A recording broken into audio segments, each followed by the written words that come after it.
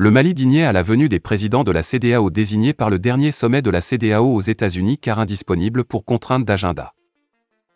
Alors que le Premier ministre malien par intérim s'en est pris au président nigérien en réponse aux diverses critiques de ce dernier, un haut responsable nigérien a exprimé sa colère et demande que le Mali fasse des excuses publiques à son voisin pas très amical. À l'endroit de M. Bazoum, il remarquera que le gouvernement de la transition n'a pour le moment jamais réagi à ces propos injurieux pour deux raisons cumulatives. La première raison tient au respect de l'héritage laissé par nos ancêtres, qui consiste à ne pas répondre aux injures par des injures. La seconde raison relève de l'identité de M. Bazoum, l'étranger qui se réclame du Niger. Nous savons que le peuple nigérien frère du Mali se distingue par des valeurs sociétales, culturelles et religieuses très riches. M. Bazoum n'est pas un Nigérien, son comportement nous réconforte totalement dans notre constat, a sèchement répliqué le colonel Abdoulaye Mega aux critiques du chef de l'État nigérien. Cette déclaration à l'Assemblée générale de l'ONU du PM malien n'a pas été bien prise du côté nigérien.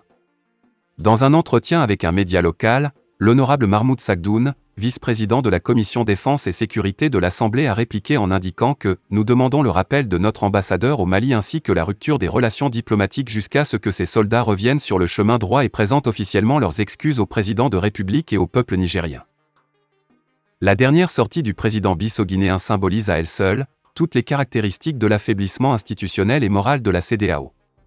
Quant au président lui-même, personne ne l'a mieux qualifié que le Premier ministre de la République de la Guinée-Conakry, un guignol dans les habits d'un chef d'État. Il porte les habits de l'instrumentation de la CEDEAO, pire les oripeaux du blanchiment des activités mafieuses qu'on voudrait faire endosser par l'organisation régionale.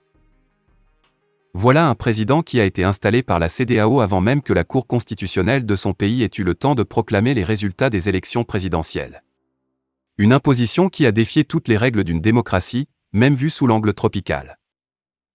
En refusant de mettre les formes à la proclamation de l'élection de M. Umaru Imbalo, la CEDEAO ne se doutait pas qu'il allait contribuer à donner au président de la Guinée-Bissau le statut peu enviable d'un quart de président isolé dans son propre pays et méprisé sur le plan régional. Conscient de ce handicap, ce dernier exprimait dès son installation dans les conditions si douteuses des velléités d'indépendance. Mal lui en a pris, il dut faire face à une tentative de coup d'État pour qu'il consente à devenir le garçon de course de Abidjan et de Paris. A posteriori, les mains des commanditaires de la tentative apparaissent au grand jour. Depuis, il s'est mis au service de Paris et ses relais africains dans la guerre informationnelle contre le Mali. Quelle crédibilité peut-on accorder à un président en exercice incapable de discuter avec les acteurs majeurs de la crise institutionnelle dans l'espace que couvre l'organisation régionale? Il faut bien le dire, le Bissau-Guinéen est un recalé, il ne peut ni parler avec Bamako, d'où son absence de la délégation des présidents annoncés, encore avec les autorités de Conakry dont les dernières déclarations témoignent du mépris dans lequel on le tient. En vérité, il est le symbole de l'affaiblissement institutionnel et moral de la CEDEAO. CEDEAO, quand son président devient le problème. La dernière sortie du président bissau-guinéen symbolise à elle seule toutes les caractéristiques de l'affaiblissement institutionnel et moral de la CEDEAO. Quant au président lui-même, personne ne l'a mieux qualifié que le Premier ministre de la République de la Guinée-Conakry, un guignol dans les habits d'un chef d'État.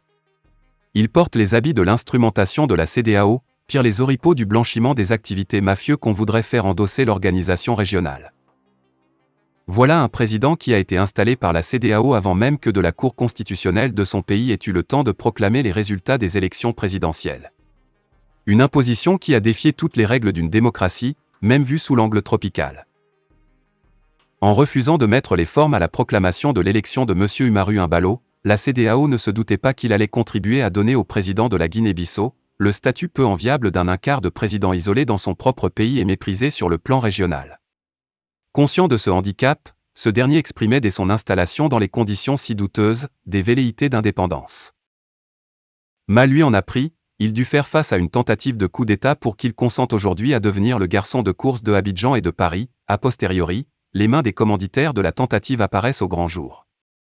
Depuis, il s'est à présent mis au service de Paris et ses relais africains dans la guerre informationnelle contre le Mali.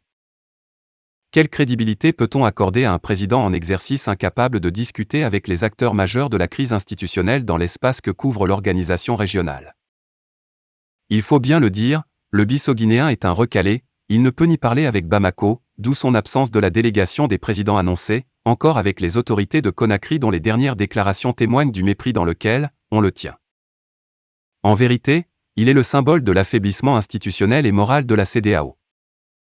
Fin de la vidéo, merci pour votre attention.